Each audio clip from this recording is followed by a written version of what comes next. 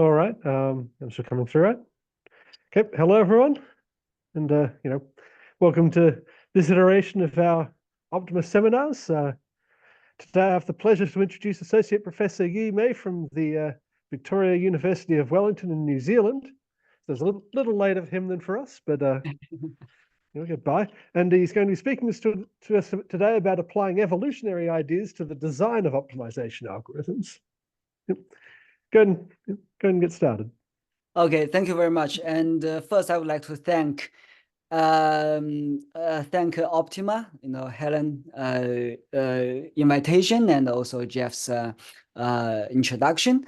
It's my great pleasure to be able to introduce some of our research, not just myself, but also our group, about this topic, learning to optimize, and of course, from the evolution computation or Darwinian evolution.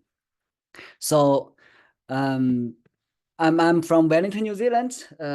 In case you don't know or you haven't been to Wellington, it's a small, beautiful city, capital of New Zealand. It's in the middle of New Zealand, but also very close to Australia, maybe just a 3 or 4 hours flight. So yeah, welcome if you have any chance to visit Wellington. Yeah, just feel free to visit us. And our university, Victoria University of Wellington, is an old university with over 100 years history, and has a strong research in New Zealand. So we had our national research assessment called PPIF, and we were ranked #1 among all the New Zealand universities in the previous 2 rounds. And and this round has just been cancelled earlier this year. They are doing some revolutions, but we are doing research strongly. Okay, so get into the talk. So optimization, we know that's I'm presuming that most people here knows what optimization is. It's just to find the value of some decision variables subject to some constraints and trying to optimize some objective function, minimization or maximization. It has a lot of real-world applications such as supply chain or logistics, cloud computing, manufacturing, transportation, even, in machine learning, there are a lot of optimization problems there. And many optimization problems are so-called NP-hard, which contains a lot of local optimum and hard to solve. So in terms of techniques for optimization, there are several main categories of methods. First of, the exact or mathematical methods are, very powerful. They, have very solid mathematical foundation, and, they have very good guarantee of optimality if the assumptions can be met, such as simplex, branch and bound, column generation, a lot of such mathematical methods. If they have some assumptions, and if that can be met, this could be very powerful to find optimal, truly optimal solutions. But usually in practice, it's not so easy because there are a lot of complex constraints that make these methods very slow. And then constructive heuristics. This is such as, for traveling salesman, we can just follow the nearest neighbor to build a shortest distance path. This is a greedy approach, and usually is very fast and can obtain a reasonably good solution in a very short time. And then meta heuristics or iterative improvement search-based methods. And these are kind of a balance between effectiveness and efficiency, and they are trying to search within the solution space and try to find better and better solutions by iteratively modifying solutions. So now we know that it's very hard to design an effective method to solve a given optimization problem, such as this a given VRP problem. And it can take a long time, and for people to become a domain expert, maybe 5 years, 10 years experience, and then probably be able to design an effective algorithm. But when the scenario changes, you get a new constraint, a new objective, or some other different decisions, coming up that you haven't seen before. The new problem model might, need, another round of time-consuming design of algorithms.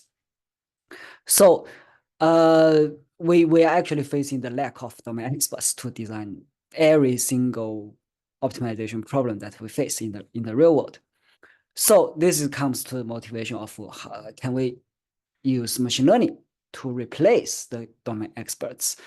Instead of human learning how to design optimization algorithms from their, try and error experience, we could make machine learning to learn automatically how to solve a given problem. So if you compare human design optimization and machine learning optimization, if we manually design the algorithms, it's like everything is updated manually.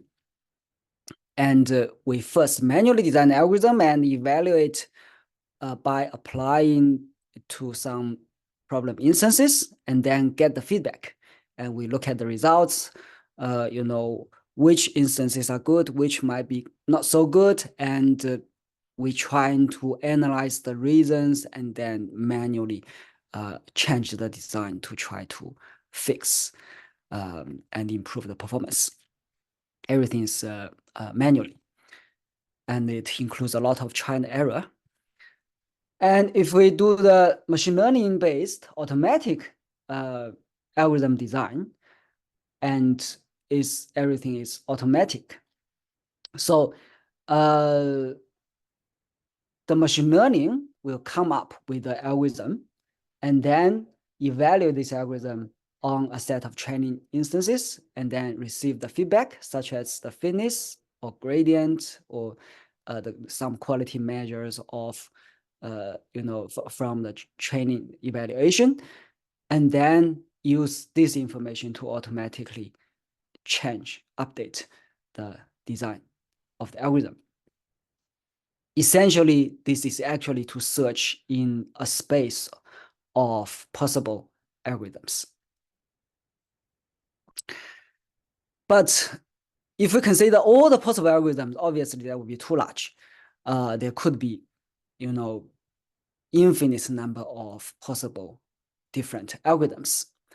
So as a trade-off, why not we actually learn a small part of an algorithm within a framework, and this framework could be predefined, a generic framework which follows some general principle, using a minimum level of domain knowledge, which are much more, widely available.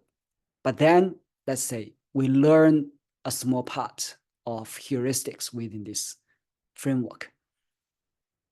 And to do this, we have much more restricted search space, smaller and restricted, making the search easier.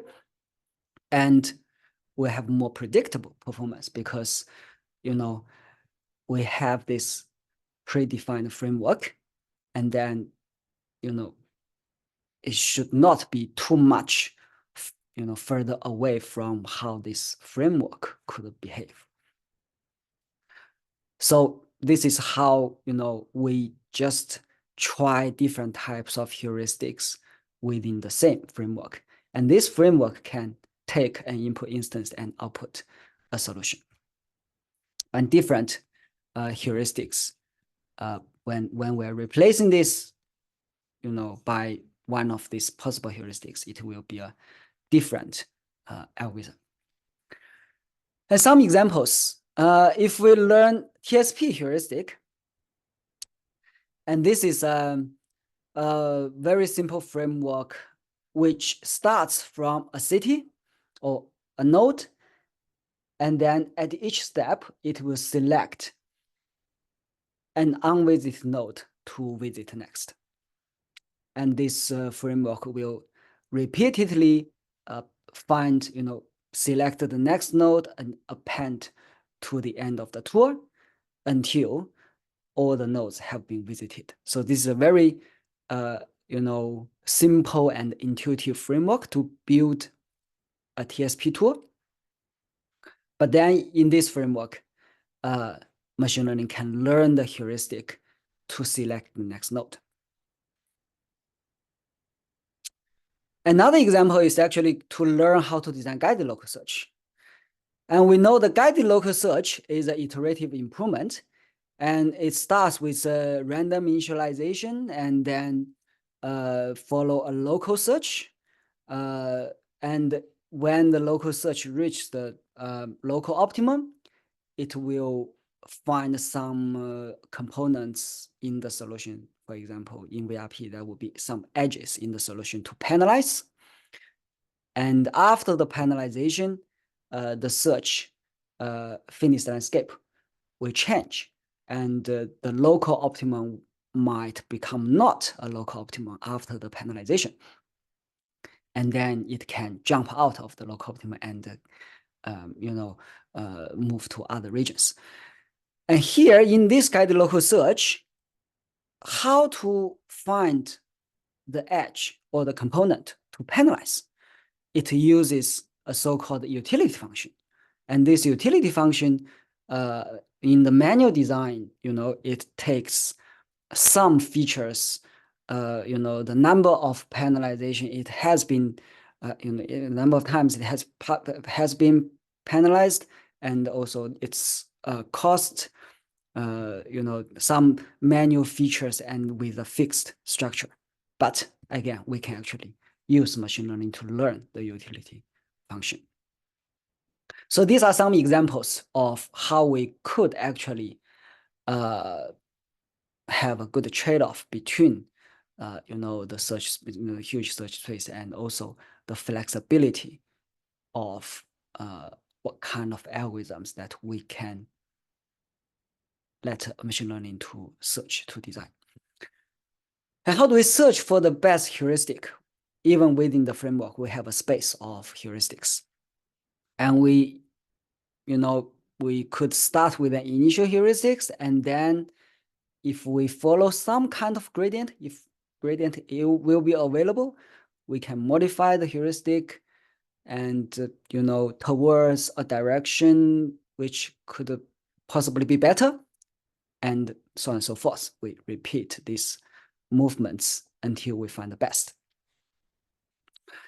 But in practice, it's hard to have a differentiable model structure if we want to use gradient to guide the modification of the heuristic. It's hard to have the differentiable model structure. And also the search can be easily stuck in local optima if the heuristic space is, has a lot of local optima. So finding the best heuristic itself could be an NP hard problem. So to address this, actually, evolutionary computation is a very good approach. So very brief introduction of Darwinian evolution, is a population of individuals, and each is evaluated with a fitness value, and individuals with a higher fitness will be more likely to survive and produce offspring. And then generation by generation, the individuals with a higher fitness will be more likely to survive, and the population will become better and better. So this is the idea. And if we use evolution for optimization, then a very common framework of the evolutionary algorithm is like this. So we generate an initial population, a set of individuals, and then in each generation, we evaluate the individuals in the population, and then select the parents to generate offspring based on the fitness, and then use crossover mutation reproduction operators to generate offspring. And then we select the individuals among all the parents and offspring to go to the next generation. So this is the fitness is what we want to, the objective we want to optimize. And genetic algorithm is a very common evolutionary algorithm, and it involves bit stream. Usually it's a bit stream or actually a fixed length vectors. So this is a very widely used GA. And genetic programming, or GP, is much more flexible than GA, because it can involve programs with flexible structures. So the main difference of GP in comparison with GA is actually the representation of individuals. Usually, a GP individual is a tree-based or graph-based or even linear-based representation. And under this representation, we give this tree representation as an example. The crossover and the mutation, we take the tree individuals and produce tree-based offspring. And that will be swapping the subtrees, or replacing subtrees in the parents. So these are some basics of evolutionary computation and genetic programming. It follows the Darwinian evolution, have a population of individual, randomly generate offspring, but selected by the fitness. So how can we use EC or GP to learn the heuristics in optimization algorithm? So this is a framework, not for, I mean the overall flow chart of, again, this is a standard evolutionary algorithm, but evolving heuristics, which means the individuals are heuristics. So the key in this flowchart is actually the fitness evaluation. In order to evaluate a heuristic during this evolutionary process, we need first, of course, the framework, right? Remember, we mentioned that the heuristic is a component within this framework to generate a solution to a problem instance. And we also need to determine the training instances and the fitness function. So this is an illustration of how we evaluate a heuristic in the fitness evaluation. So this framework is predefined using the minimum domain knowledge. And then we have some training instances. And these reference values are, try to normalize, try to reduce the bias of the different scales of the instances. So it can be the lower bound or the best known results of these instances. And when we apply the framework with this heuristic, remember the framework with this specific heuristic will become a concrete algorithm to solve this problem. And we apply this to each training instance. And each instance will give us a solution. And each solution will have an objective value. And then we can normalize the objective value and do the average. For example, we can say the fitness will be, for each instance, we normalize the objective of the solution with the reference value to reduce the scale bias, and then average over all the training instances. And if we are trying to minimize this objective, then we want the smaller fitness, the better. Okay, now these are some general introduction of how we do the learn to optimize, using evolutionary computation. And then I will introduce 4 case studies that our group has studied as the examples. First is the job shop, dispatching rules for job shop. And the second is the ambulance dispatching. And third is to learn the traffic signal control policy. And the last is actually to control air traffic flow. So first, flexible job shop scheduling is very common in manufacturing and supply chain. We have a set of jobs, and each job has a sequence of operations. They have to be processed in order. And each operation will be processed by one of some given machines. And in this problem, we have 2 decisions to be made. One is so-called routine decision, which means for each operation, we need to select a machine because it might be able to be processed by multiple machines. So we need to select a machine for each operation. This is routine decision. And the other is the sequencing decision. Sequencing is when a machine becomes idle and there are some operations waiting in its queue, then we need to select what would be the next to be processed. And this, routine is to select machine for operation, and the sequencing is to select operation for machine. And both are very important to improve the quality of the schedule. And we can have different objectives to evaluate the schedule. For example, make span or flow time or tardiness, depending on the scenarios. So in this job shop, flexible job shop scheduling framework, we have 2 situations where the routine or sequencing decisions need to be made. One is a new job. So here we consider dynamic environment. We could have new jobs arriving at the shop floor in real time, right?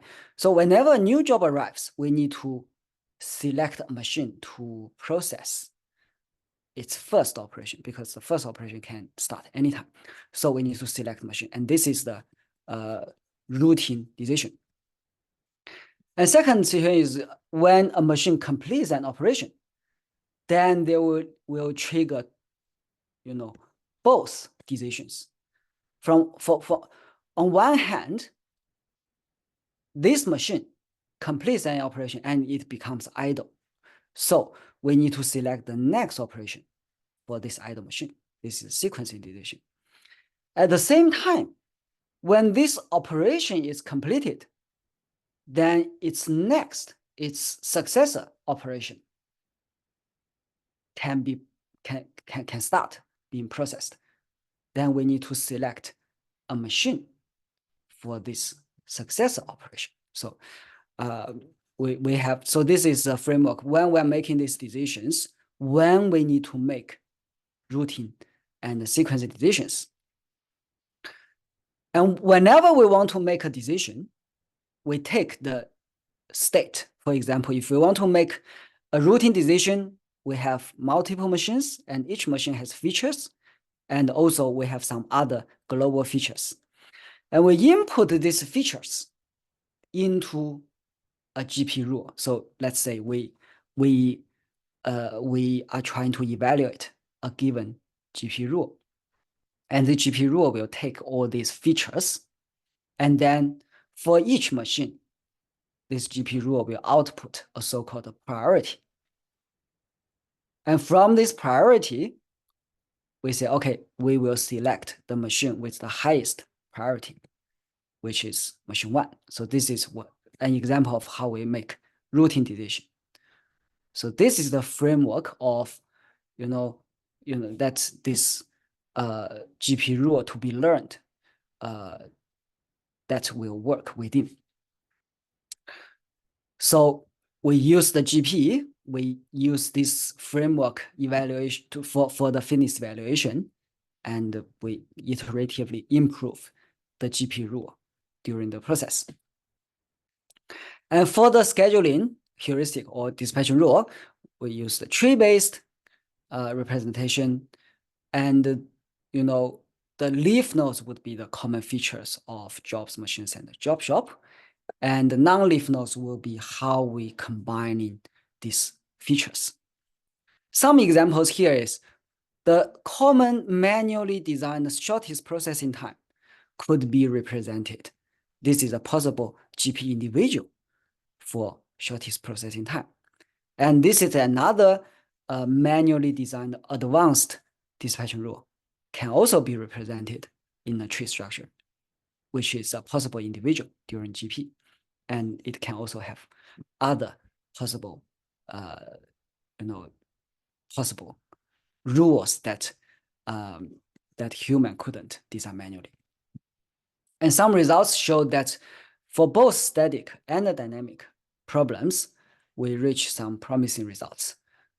Especially for the dynamic, where the traditional optimization approaches couldn't easily apply because we need a solution very quickly. And in this case, the GP learner rules can make much better decisions in real time than the other manually designed rules. And second case study is the ambulance dispatching. And this is a very real and challenging real world problems that we are facing. And we are working with the local ambulance dispatching the department, Wellington Free Ambulance, on this real world problem. And they receive real-time calls for emergency, and they have the ambulances, located everywhere in the city. And they would receive new calls, and some calls are more urgent than others. And based on their estimation of the urgency of the calls, and also based on the existing calls and the state of the ambulances, their locations, whether they are busy or idle, then they need to make real-time decision how to handle or how to dispatch these vehicles, these ambulances to the different calls coming in real time. For example, okay, they will send ambulances to this course. So there are much more decisions than the job shop scheduling. At least we have, 7 different decisions during the decision-making process. We might merge some decisions together, but currently we probably still have 3 or 4 important decisions that have to be made. We cannot merge them. And in that case, we still use the same, methodology. We design the decision-making process as a framework. And then for each decision to be made, we need a rule or policy. And then we use a population of GP to learn, to evolve this policy. And then they work together, and they are evaluated together during the GP process. And this is some visualization of the results that we obtained. The left-hand side is the baseline policy, which we take from, the domain knowledge that they're, manually, their human dispatchers from Wellington Free Ambulance, how they make decisions in real time. And the right-hand side is the GP, the policy learned by GP. And we can see some different decisions over time. You can see these different ambulances actually travel through different roads. And the performance is like this. We're trying to reduce the response time of different categories of emergencies. So from green, yellow, red, and purple, the urgency increases. So we're trying to make this purple response time as small as possible. And then, these green ones, even, if they wait for longer, it would not cause a big issue. So we can see that for the most serious emergencies, we can reduce the response time. And for this project, we just received $1 million New Zealand dollars funding from the government to work on this project. And also the student, Jordan McLachlan, presented in the Gecko. We know the Gecko was in Melbourne this year, and last year that was in Lisbon. He presented this research outcome to the Gecko Humis Award and won the silver award due to the human competitive results. So the Humis panel actually acknowledged the significance and the importance of this piece of research to solve real problem. And the third case study is the traffic signal control. And this is, again, a very hard problem. If you have driven before, especially in a big city, I believe you definitely got frustrated by the traffic. So it's very important to have a more efficient traffic light control to improve the throughput of the traffic flow.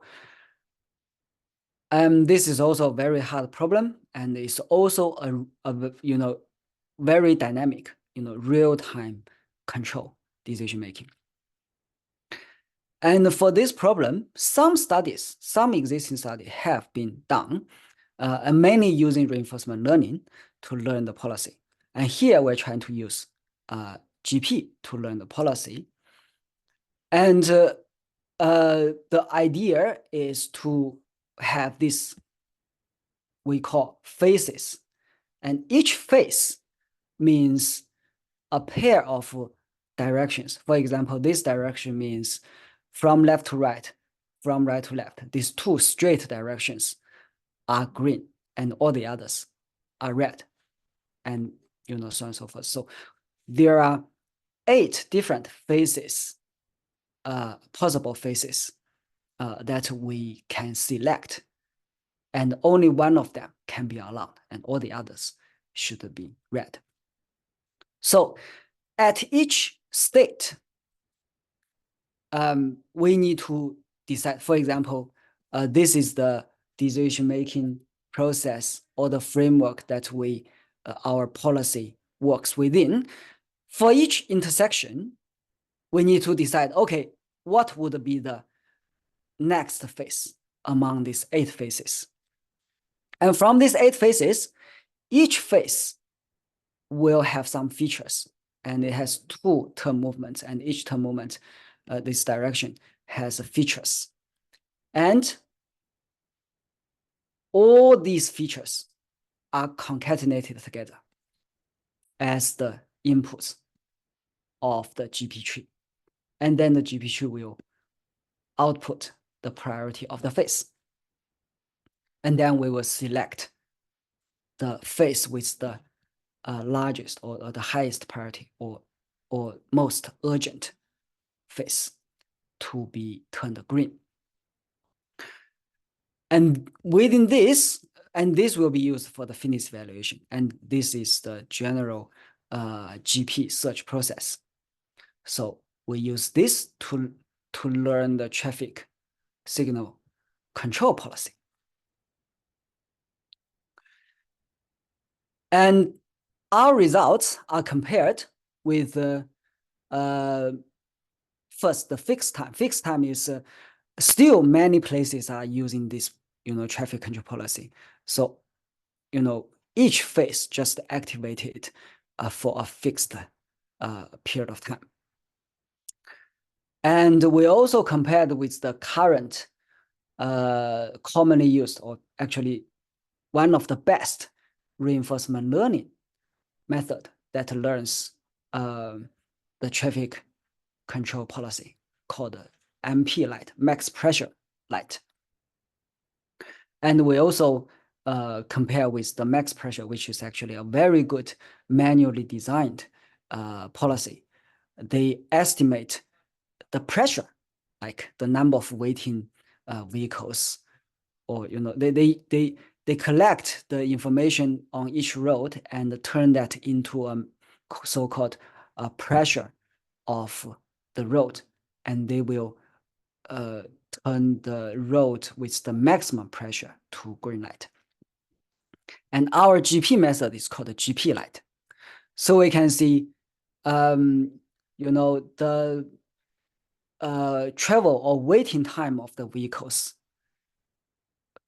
produced by our GP light policy is actually much smaller. If we look at this, much smaller than the reinforcement learning learned policy, and also, of course, better than max pressure and also fixed time. So this is a promising result. And again, we presented this work in the Gecko in Melbourne this year, just 2 or 3 weeks ago. And this work received the Best Paper Award from the GP track. And we also entered the finalist of the Humis Award this year as well. Although there are many other very good entries in the Humis, but at least we entered the finalist of the Humis Award this year. The last case study is air traffic flow. And this has a very significant real-world impact. The airport need to schedule the timetable of the flights, and the flights also need to determine the flying the path from the source airport to the target airport. So there are several important decisions to be made, like the departure time of each flight, and the route of each flight to minimize the flight delay, and also have some safety consideration, like we cannot have 2 flights depart too close to each other, and also at each segment on the air, there cannot be too many flights at the same time there. And there is also dynamic environment, like the weather could change in real time, making the safety situation change, and then some flights might need to detour in real time, and this needs some important rules to guide the decisions for the flights. So yeah, we basically use the same thing. We use the air traffic simulator to evaluate the fitness of the policies, and then we use GP to evolve the policies. So it's very much following the same methodology here. The key is actually the evaluation, and also the features, which features to be considered as the terminal set of the GP. And this is some results compared with the existing air traffic controller, and also some rules that is being used in the real world. The GP learned rules can be much better, can receive, can actually allow much more aircraft to fly. Okay, now after these case studies, I just would like to have some open discussions, like GP versus reinforcement learning, because we know that reinforcement learning is also a very hot topic nowadays. We see more and more when you talk about learning to optimize, there are many studies using reinforcement learning. We also notice that although actually, if we date back, we actually started using GP to try to learn optimization heuristics, very early, more than 10 years ago, but reinforcement learning probably in the recent 5 years start to become popular. But again, it will be interesting to see, how these two approaches, the pros and cons, the commonalities and differences. So first, we actually see there are a lot of overlaps in the framework, and this is the framework that we summarized. So they all have the simulation to evaluate the policies. Either you call that fitness evaluation or simulation or episodes, they have a simulation to evaluate policies. And then they have the iterative improvement to modify and improve the policies over time.